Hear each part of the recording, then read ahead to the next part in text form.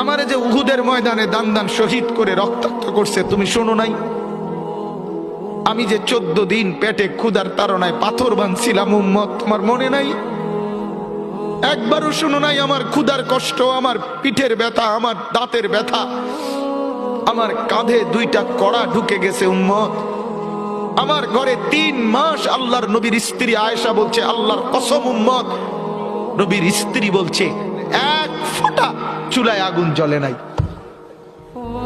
নওজোয়ান আপনারা বলেন বাপ, আজকে যাদের 1 বছর 6 মাস 2 বছর কোনদিন ফজরের নামাজ পড়েন না, দিনের পর দিন রাতের পর রাত যায়, এভাবেই 6 মাস, এভাবেই 1 বছর, এভাবেই 2 বছর, আপনি জানেনও না ফজরের ওয়াক্ত হয় কখন, ফজরের জামাত হয় কখন।